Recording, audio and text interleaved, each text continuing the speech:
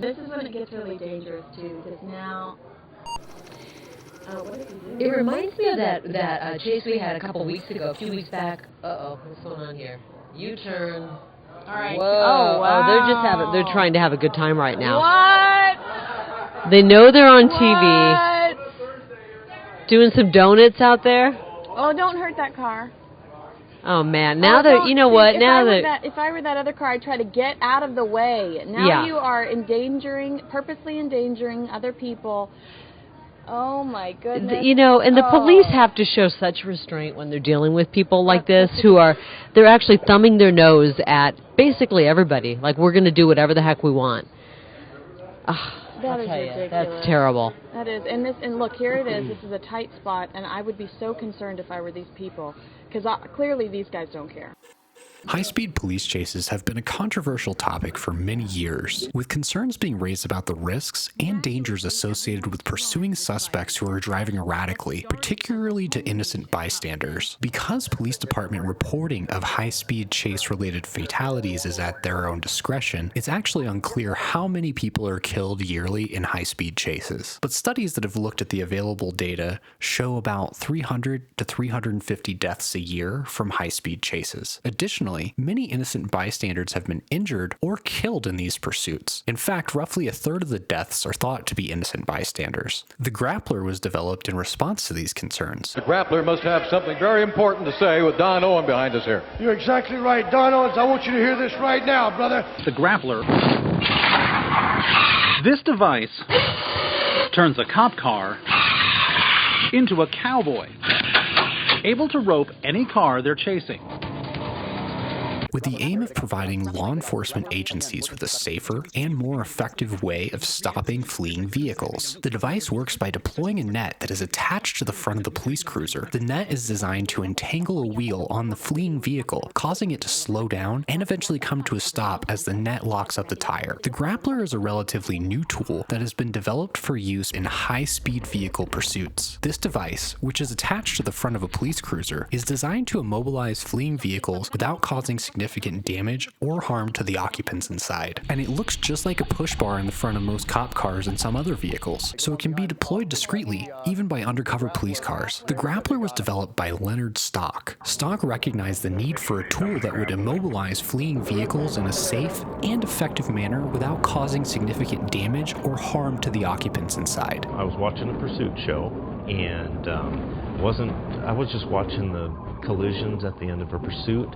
Wasn't trying to come up with the idea, but somehow I was subconsciously thinking about it overnight, and then I had this, I was just shaken awake, and so I had just a thought of this strap going around a tire, and I knew what it was. And so the following weekend, my wife and I went out to a desolate area out in the desert, and we tested kind of the theory to see if it would work. The Grappler has been credited with preventing numerous injuries and fatalities that might have otherwise occurred during high-speed pursuits. Appearing to kind of stand up there on the motorcycle there for a second, but oh my gosh! And was thrown hundreds of feet away where he died. The two people inside were taken to the hospital with non-life-threatening injuries. According to Stock, the Grappler has been successfully used in more than 300 pursuits since it was created. Bruh.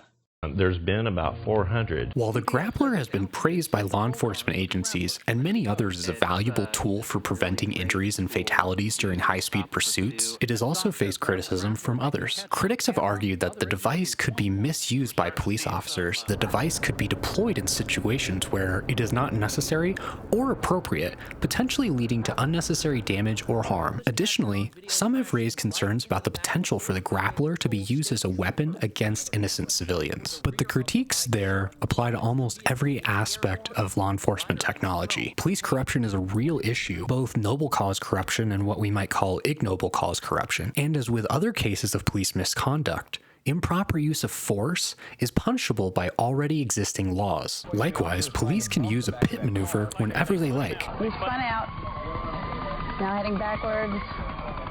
There was a... Oh, my goodness. That's unbelievable. We're going to try it again. For instance, in 2021, an Arkansas state police officer flipped a pregnant woman's car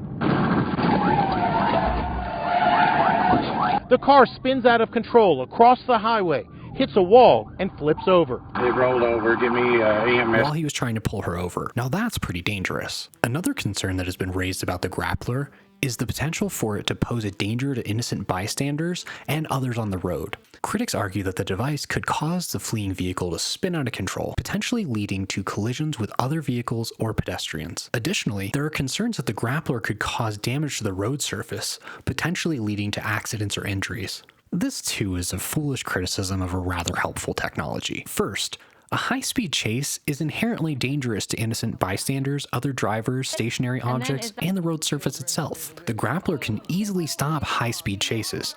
Therefore, if we're worried about potential victims, then stopping a high-speed chase as soon as possible and as safely as possible is a major concern. However, the Grappler is also safer and more accurate than pit maneuvers and striking strips and other classic elements of a high-speed chase.